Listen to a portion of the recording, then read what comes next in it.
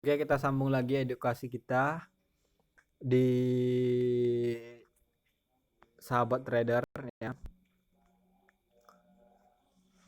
Jadi di sini kenapa prapasar sangat penting bagi trader saham? Nah, kenapa? Ini judul kita.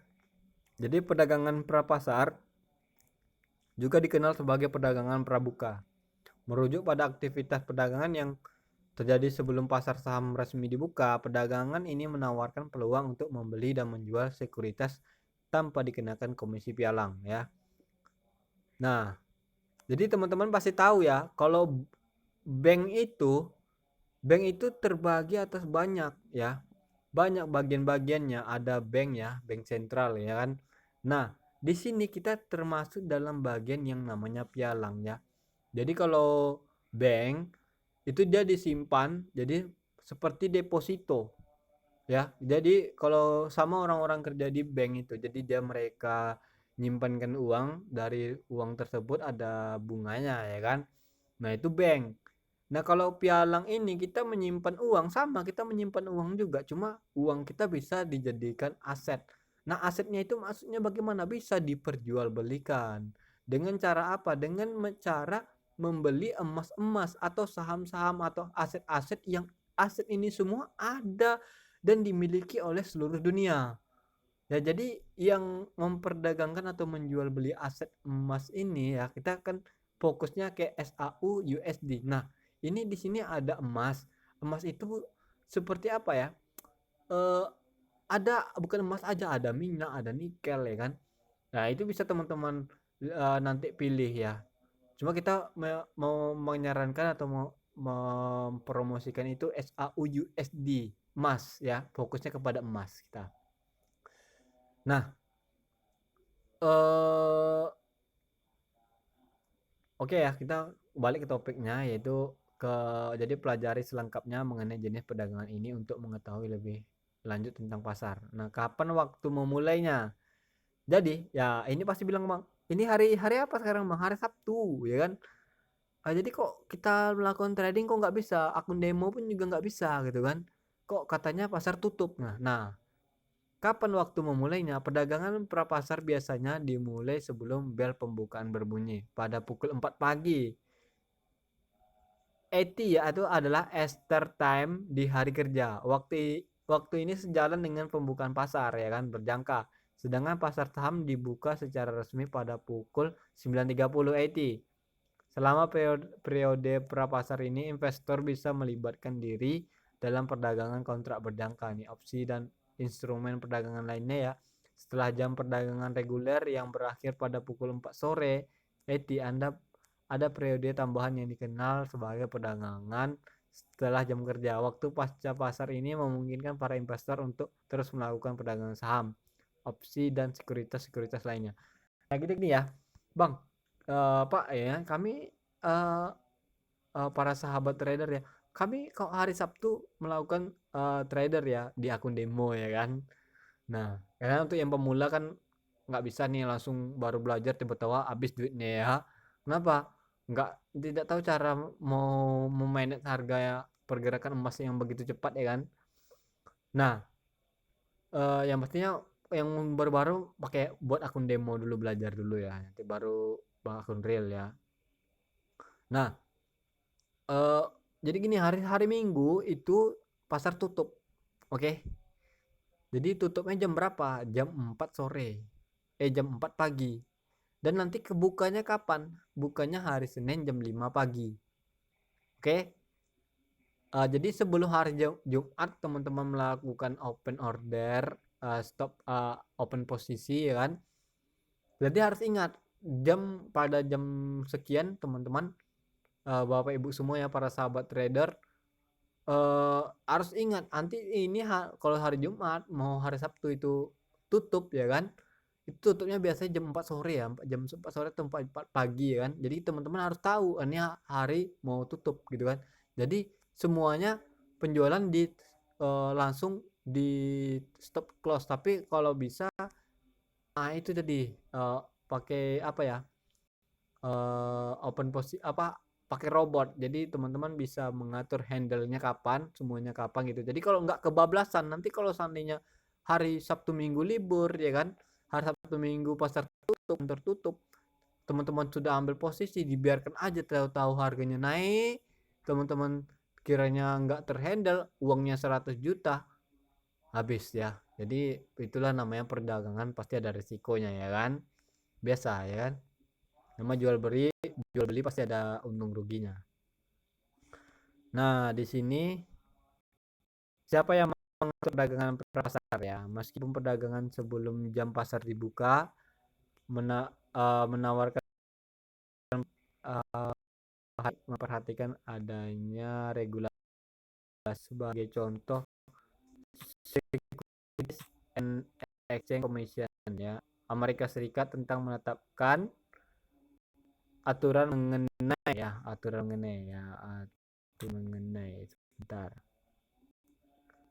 mengenai waktu mulai dan berakhirnya perdagangan pasar yang ditentukan. Selain itu beberapa kegiatan perdagangan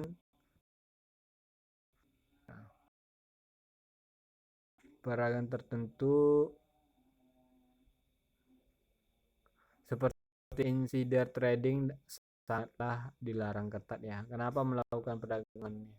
Bentar, ini ya.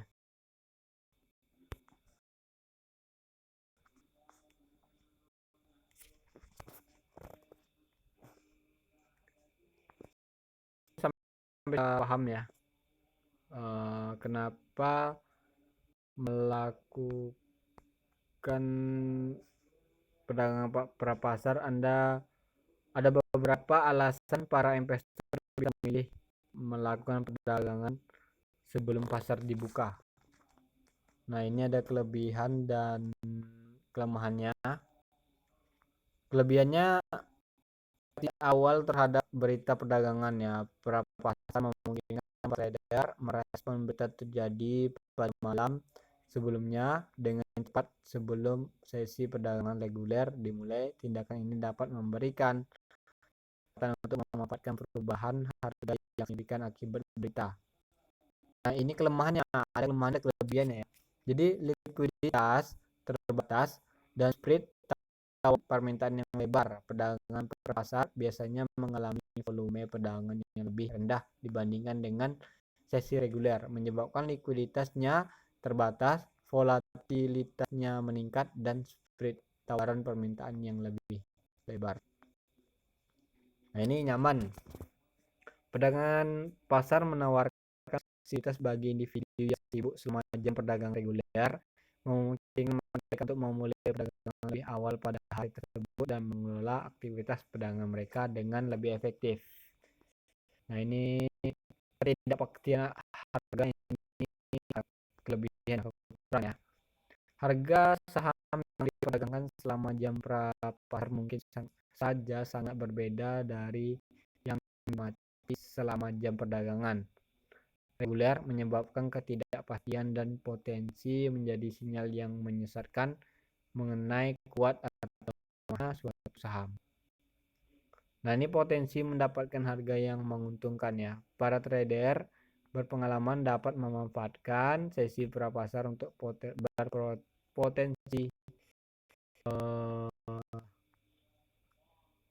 mendapatkan harga yang menguntungkan untuk membeli atau menjual saham dibandingkan harga yang tersedia selama jam perdagangan reguler. Ini potensi ya. Oh ya betul. Nah ini persaingan dari trader institusi ya. Para trader retail mungkin saja menghadapi ketidakunggulan kompetitif dalam perdagangan prapasar karena kelompok peserta seringkali mungkin ya meliputi trader institusi dan profesional yang memiliki akses pada informasi yang lebih baik dan lebih cepat. Bagaimana cara trading dalam perdagangan prapasarnya? Jadi ketika Anda berencana untuk melibatkan diri dalam perdagangan prapasar, ikuti praktek-praktek terbaiknya, yaitu pertama riset. Ikuti terus rilis berita yang dapat memengaruhi harga saham untuk mengambil keputusan perdagangan yang tepat. Nah, kita udah jelaskan juga ya Jadi teman-teman harus tahu berita-beritanya ya kan. Ini beritanya ini harganya bisa naik saham atau enggak gitu kan. Yang kedua, buat rencana trading. Buat rencana yang jelas untuk melakukan perdagangan prapasar ya, yang dapat membantu mengorganisir dan memandu pengambilan keputusan. Jadi jangan terburu nafsu. Nanti kita ambil segini, kalau udah profit ya sudah. Besok lagi, jangan hari itu juga digembleng gitu kan. Kalau hari itu juga nanti tahu-taunya anjlok. Nah, di situ namanya pasti ada risiko ya, tradingnya pasti ada risiko. Nah, gunakan alat perakiraan. Tren harga prapasar dapat menjadi alat perkiraan yang berharga untuk memperkirakan pergerakan harga ketika pasar reguler dibuka. Nah, pantau aktivitas pasar, terus ikuti indeks pasar, faktor-faktor ekonomi dan geopolitik musim dan berita-berita perusahaan yang terkait untuk mempersiapkan diri dengan baik pada hari perdagangan. Singkatnya, perdagangan prapasar mewakili aspek-aspek yang berbeda dari pasar saham ya. Jadi kemungkinan para investor untuk melibatkan diri dalam perdagangan di luar jam perdagangan reguler. Perdagangan ini menawarkan peluang bagi mereka yang bisa bereaksi dengan cepat terhadap berita peristiwa, tetapi sangat penting untuk memahami kerangka kerja, regulasi, dan risiko yang terkait ya. Nah, untuk info lengkapnya kita ada grup Telegram sahabat trader. Nanti join di grup Telegramnya, update ya informasi-informasi ya. Nanti kalau ada pertanyaan-pertanyaan, kita di deskripsi ada link pendaftarannya, ada join grup Telegramnya juga. Nanti kalau ada yang kurang paham bisa bertanya kepada broker ya, brokere ya kan, broker yang nggak ada duit tuh broker tuh kan. Nah, atau tanya kepada admin, atau nanti tanya kepada join di grup Telegram aja ya. Di situ nanti banyak yang akan bisa membimbing teman-teman semua ya. Langkah awal silakan daftar dulu, link pendaftaran di deskripsi, nanti ada link masuk ya kan. Nah, jika jika sudah nanti mendaftar melalui email, lalu isi nama Anda, nama belakang, nama depan, konfirmasi verifikasi emailnya. Jika sudah lakukan deposit ya untuk pendaftaran registrasi pertama. Untuk biasanya perusahaan itu untuk deposit untuk mau trading itu biasanya minimal 100 juta ya. Tapi kalau nggak ada bisa 30 juta bisa ya. Jadi 1:3000 ya, bukan 1:100.000. Tapi kalau anda yang pemula pasti nggak ada uang bang untuk ini. Jadi kan jadi broker ya. Kalau broker itu ya, ya kalau teman-teman bisa trading ya kan, nanti teman-teman daftar, nanti pihak perusahaan memberikan teman-teman equity.